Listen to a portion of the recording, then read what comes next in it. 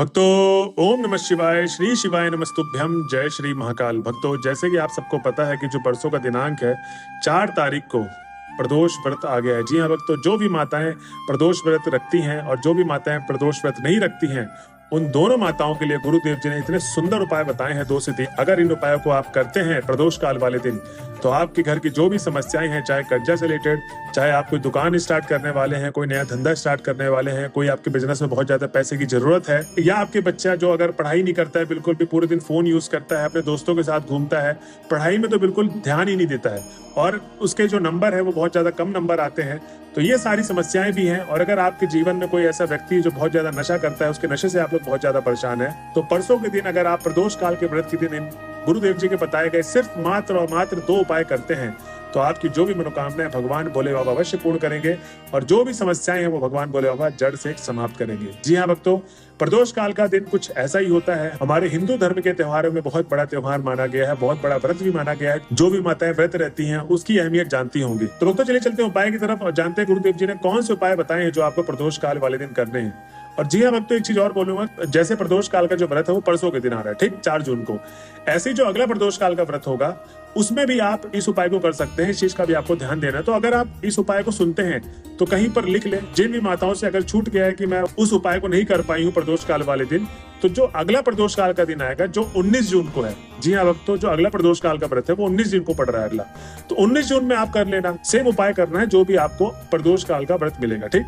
तो चलिए चलते हैं उपाय की तरफ और जानते हैं गुरुदेव जी ने आज के इस वीडियो में कौन कौन से उपाय बताए हैं। और जो भी वक्त आज हमारे चैनल में पहली बार आए हैं और मेरी आवाज पहली बार सुन रहे हैं, तो चैनल कर ले सब्सक्राइब और बेल नोटिफिकेशन को ऑन कर ले, जिससे गुरुदेव जी की आने वाली अपकमिंग वीडियोस आपको मिलती रहे। तो भक्तों, सबसे पहले उपाय में गुरुदेव जी बताते हैं कि ये आपका मनोकामना पूर्ति का उपाय है कि अगर आपके घर में धन से रिलेटेड, कर्जा से रिलेटेड, और अगर आप कोई बिजनेस स्टार्ट करने वाले हैं और अगर उसमें बहुत ज्यादा पैसे की जरूरत पड़ रही है आपको, और या कोई आप धंधा स्टार्ट कर रखे हैं तो उसमें धंधा इतने अच्छे तरीके से चल नहीं पा रहा है और आपको बस यही चिंता सताई रहती है मेरा ये बिजनेस चलेगा कब, तो भक्तों बस आपको ये उपाय कर लेना है प्रदोष काल वाले दिन। जितनी भी माताएं, जितनी भी बहनें, जितनी भी पत्नियां इस उपाय को सुन रही हैं, तो इस उपाय को आपको कर लेना है कब, प्रदोष काल वाले दिन, ठीक।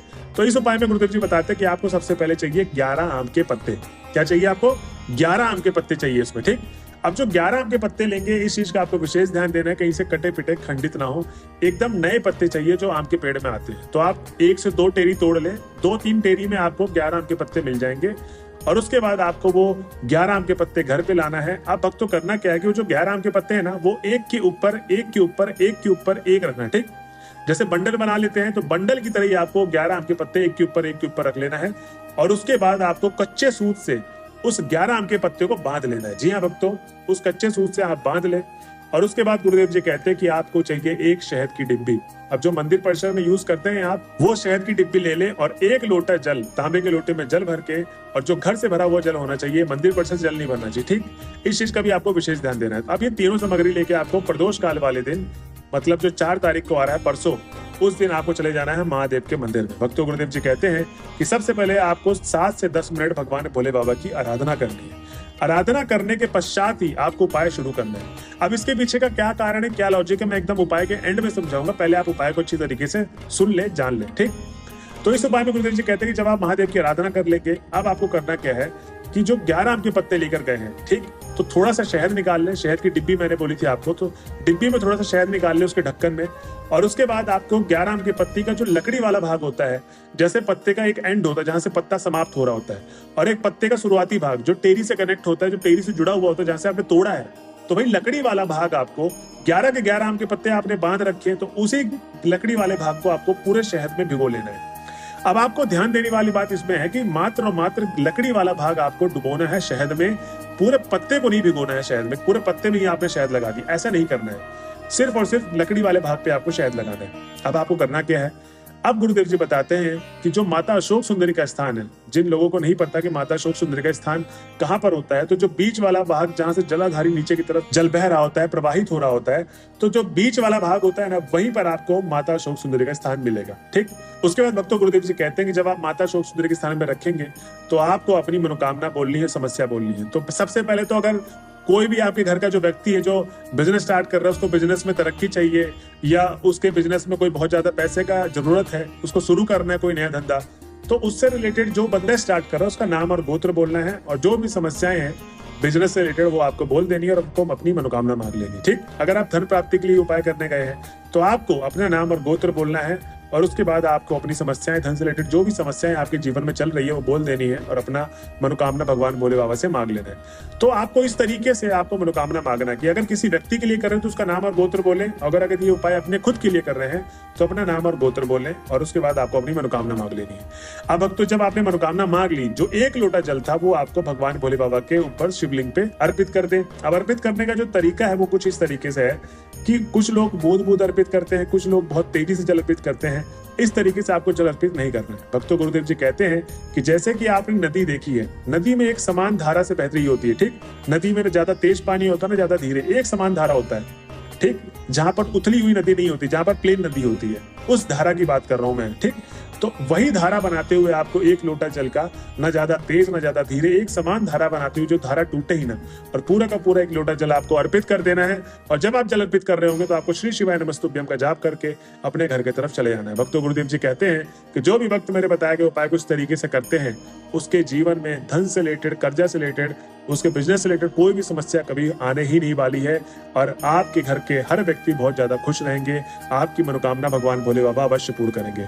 तो भक्तों, ये था पहला उपाय। अब हम चलते हैं अपने अगले उपाय की तरफ। इस उपाय में गुरुदेव जी बताते हैं कि जो व्यक्ति आपके घर में बहुत ज्यादा नशा करता है, उसके नशे से बहुत ज्यादा परेशान है, तो आपको करना क्या है कि इस दिन आपको प्रदोष काल वाले दिन करना ये है, 1 बेलपत्र की डंडी चाहिए।